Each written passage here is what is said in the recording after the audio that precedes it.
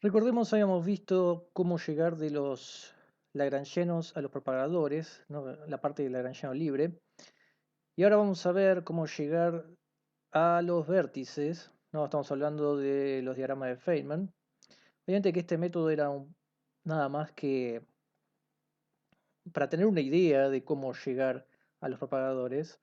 Teníamos una forma de hacerlo, aunque habíamos dicho no era lo riguroso. Era simplemente una forma de ver cómo uno tenía contenido el propagador en, eh, en el Lagrangiano, haciendo un proceso que habíamos dicho, bueno, tomando la parte del Lagrangiano libre, uno hacía este cambio de espacio, espacio de momento, donde cambiaba momento, el cuadrimomento por IH barra de mu, y luego uno daba vuelta, tomaba la inversa y multiplicaba por i.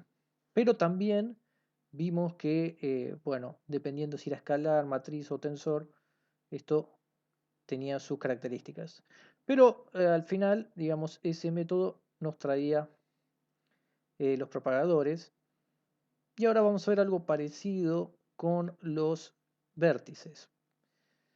Otra vez, va a ser un proceso que va a ser una cosa medio memotécnica, pero nos va a servir para ver que también proviene del lagrangiano, pero la parte de interacción.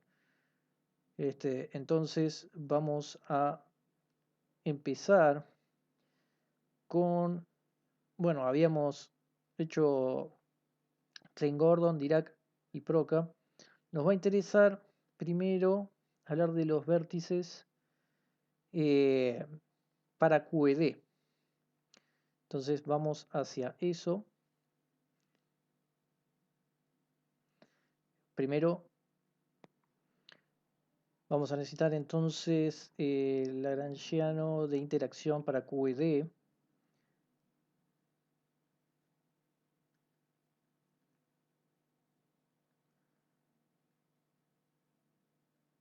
Vamos a tener menos I, Q, psi adjunto, gamma mu, psi por A mu.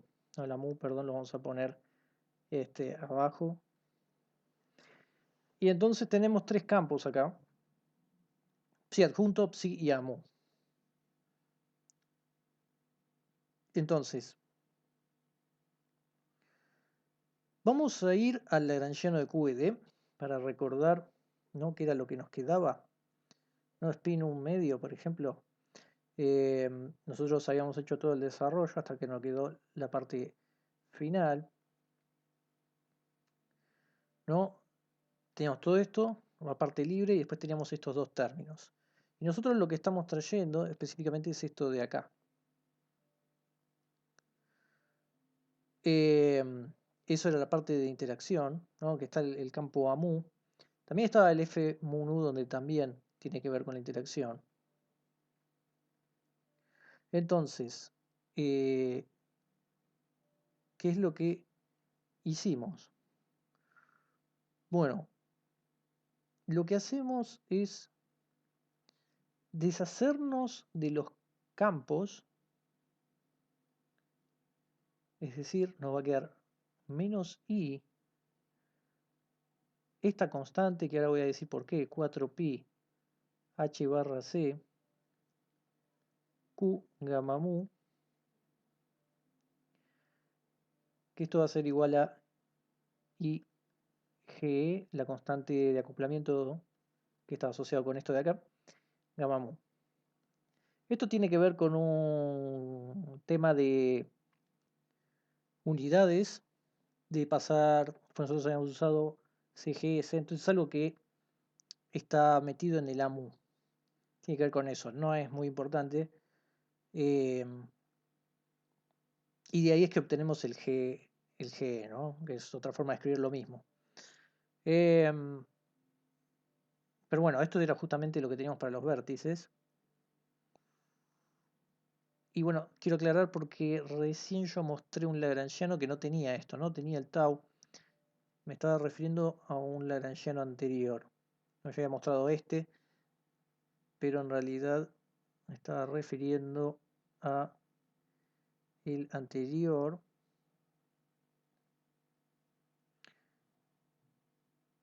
que es que hemos visto acá. No, acá no se llega a ver, pero está acá. Q sigue adjunto gamma mu psi. Entonces, ¿qué sigue lo siguiente? Esto es el vértice para QED. Ahora tenemos que ver el vértice para cromodinámica cuántica. Entonces, vayamos también a buscarlo, cuál era el de cromodinámica cuántica, porque, bueno, acá tenemos el lagrangiano, entonces era parecido, ¿no? Menos Q, casi igual, lo que pasa es que acá hay que considerar que tenemos la constante de acoplamiento de fuerza fuerte, entonces lo voy a escribir, tenemos el lagrangiano de interacción, menos Q, psi adjunto gamma mu, lambda psi por a mu. No, que esto tenía que ver con los vértices, ¿no? Esto tenía que ver con un vértice Q. Acá teníamos el G, el gluón. No, pero estos Q no tienen que ver con este Q que veníamos trayendo, ¿no? Acá sí sería un quark. Entonces, acá en realidad uno puede eliminar entonces los campos y obtener menos IGS sobre 2 gamma mu lambda. Entonces, en realidad uno no obtiene esto, uno obtiene el Q, otra vez lo mismo, ¿no? Esto se va, esto se va, esto se va y queda el lambda con el gamma mu. Pero lo que pasa es que la constante de acoplamiento se define con un factor 2, es decir que GS es 2 veces, vamos a escribirlo así, raíz de 4pi HCQ. Una cuestión también importante es que en el lagrangiano de cromodinámica cuántica tiene también interacciones en la parte de F mu nu, F mu nu, ¿no? Y que acá ya se empieza a escapar lo máximo que podemos hacer con estas reglas que tenemos, donde extraíamos los campos. No lo dije, también estamos multiplicando por I, en realidad es I por lo que teníamos. Ahora lo vamos a verificar, es I, por esto acá también es I, ¿no? Entonces vamos de vuelta a ver el lagrangiano de QED antes de Ian Mills, ¿no? Que teníamos el término de interacción. Esto era lo de Dirac libre, pero después metíamos esto, fíjense que el I no lo tiene. Y lo mismo con cromodinámica cuántica. Acá el I tampoco lo tiene. Pero lo que iba a agregar era que el término F mu nu también agrega términos de vértice. Con lo cual, este es un solo vértice. En realidad teníamos más vértices que tenían que ver con si tenemos, por ejemplo, el vértice de 3 gluones o el vértice de 4 gluones. Entonces, eso también va a venir, pero con ese otro término. Acá lo podemos ver en las reglas de Feynman para QCD. Bueno, vamos a vértices. Y acá está el vértice que ya obtuvimos, menos IGS lambda gamma mu sobre 2. Pero estaban los casos especiales que están acá. Por ejemplo, 3 gluones y el caso de 4 gluones. Estos dos casos, que ya son mucho más complicados, salen de los términos de F mu nu, F mu nu, que tenían que ver con un producto vectorial, un término final, esto que está acá,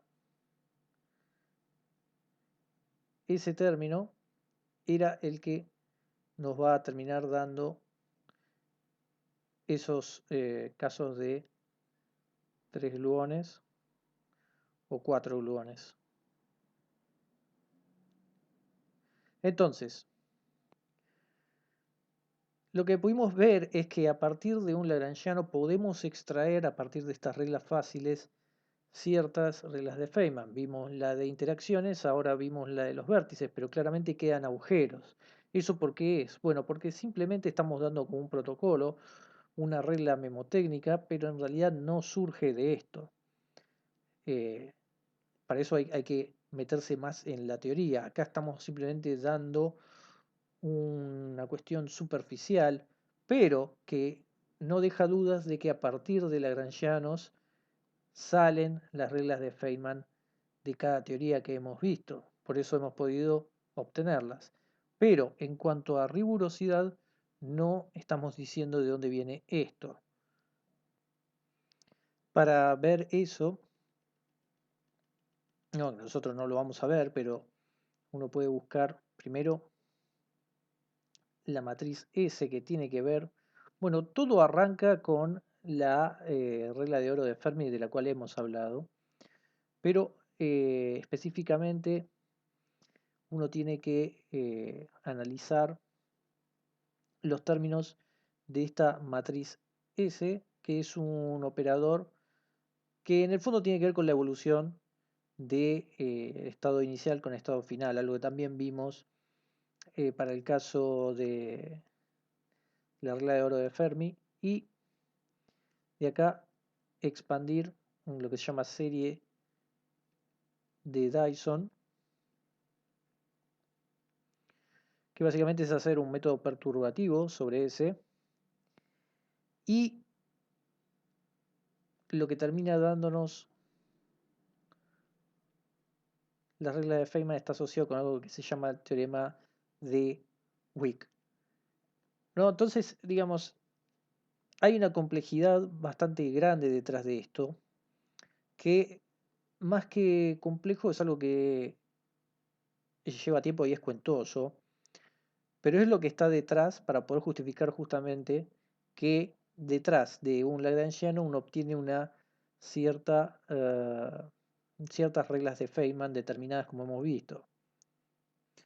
Entonces todo depende de esta, el que se llama operador S, que lo que hace es justamente darnos el proceso de scattering general, vamos a escribirlo así,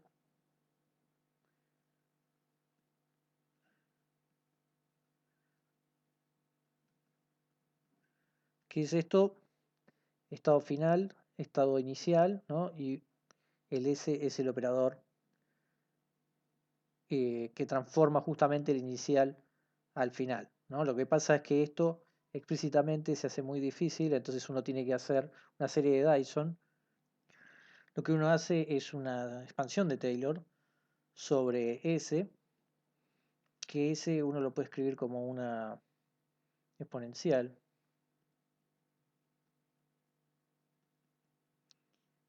¿No? Acá estoy escribiéndolo, pero no estoy diciendo nada de dónde viene esto. Y esto uno lo expande. Esta expansión es la que va a estar asociada con esto y también con bueno, las reglas de Feynman. Pero en el fondo todo tiene que ver, recordemos, esto era para obtener la amplitud. Y todo eso viene para después obtener la sección transversal y los decaimientos, ¿no? En este caso, todo arranca con poder obtener la probabilidad de saber cuál es el estado final a partir de un estado inicial de, bueno, en el fondo una cantidad de partículas con momentos determinados. Y entonces este S es el que hace, digamos, el que te permite saber cómo va a evolucionar. Eso es lo más importante.